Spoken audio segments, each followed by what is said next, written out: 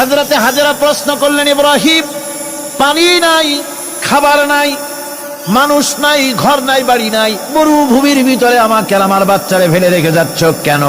কোনো জবাব নাই। দুইবার তিনবার প্রশ্ন করলেন। এরপরে তিনি আবার প্রশ্ন করলেন, বললেন, ইব্রাহিম, এটা কি আল্লাহর হুকুম নাকি? হযরত ইব্রাহিম আলাইহিস সালাম নিজের কলিজার টুকরা সন্তান আর বিবিকে রেখে যেতেছেন ভারাক্রান্ত মন নিয়ে। তিনি আকাশের দিকে আঙ্গুল উঁচু করে দেখালেন। হযরত হাজেরা বুঝলেন ইনি তো আল্লাহর পয়গম্বর, আমার কোন অপরাধে এভাবে ফেলে যাওয়ার কথা নয়। তিনি বুঝলেন এটা আল্লাহর হুকুম। হযরতে হাজেরা বললেন, ইব্রাহিম রে, নিশ্চিন্ত মনে বাড়ি ফিরে যাও। আমার মনে কোনো চিন্তা নাই, কোনো পেরেশানি আর এখন নাই।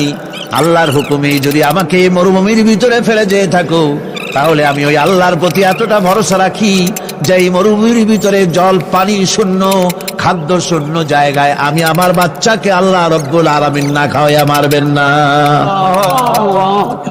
দ্বিতীয় পরীক্ষায় পাশ করল।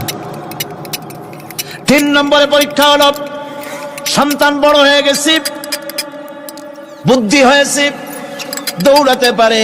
আল্লাহ রাব্বুল আলামিন হুকুম করলেন, ছেলেকে জবাহ করো। কত বড় আগুনের পরীক্ষা!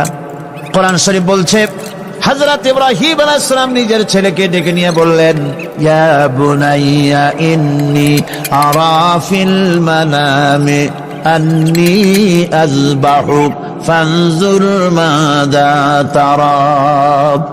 হে আমার কলিজার টুকরা সন্তান, আমি স্বপ্নে দেখেছি যেন আমি তোমাকে জবাহ করতেছি। তোমার রায় কি, তোমার মত কি, আমারে শোনাও। ছেলে পয়গম্বর, ছেলে তার জবাবে বললেন, ইয়া আবাতি ফাআল মা তু'মার সাতাজিদুনি ইনশাআল্লাহু মিনাস সাবিরিন। হে আমার আব্বাজান, আপনি যে ব্যাপারে স্বপ্নের ভিতরে আদিষ্ট হয়েছেন, আপনি তা কার্যকরী করুন। আমাকে এতটুকু অধৈর্যের মধ্যে পাবেন না, আমাকে ধৈর্যশীলদের মধ্যে পাবেন। আমারে আপনি আল্লাহর হুকুম পালন করেন। আল্লাহ পাক শোনাচ্ছেন, ফালাম্মা আসলামা ওয়াতাল্লাহু লিল জাবিন। পিতা পুত্র দুজনই রাজি হয়ে গেল। পিতা তার ছেলেকে কাঁধ করে গলার উপরে ছুরি ধরেছেন। আল্লাহ রাব্বুল আলামিন ইসমাইল জবাহ হোক, এটা আল্লাহ চান নাই, আল্লাহ চেয়েছেন পরীক্ষা করতে। পরীক্ষায় ইব্রাহিম পাস হয়ে গেলেন। আল্লাহ পাক বলছেন, ওয়ানাদাইনাহু আইয়া ইব্রাহিম ক্বাদ সাদ্দাকতার রুইয়া ইন্না কাযালিকা নাজজিল মুহসিনিন।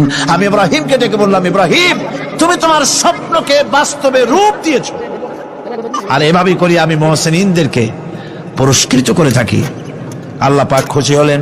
আল্লাহ পাক বললেন, ইন্না হাযা লাবালাউল মুবিন। নিঃসন্দেহে এটি একটি বিরাট পরীক্ষা ছিল। ঠিক কি না? আল্লাহ নিজে বলছেন এটা একটি বিরাট পরীক্ষা, আজিম ইমতিহান। সে ইমতিহানে তিনি পাশ করলেন। পরীক্ষায় উত্তীর্ণ হওয়ার জন্য রব্বুল আলামিন পুরস্কার দিয়া দিলেন। আল্লাহ পাক বললেন, সালামুন আলা ইব্রাহিম। পড়েন সবাই, সালামুন আলা ইব্রাহিম। ইব্রাহিমের প্রতি আল্লাহ পাক বললেন, ইব্রাহিমের প্রতি সালাম রইল।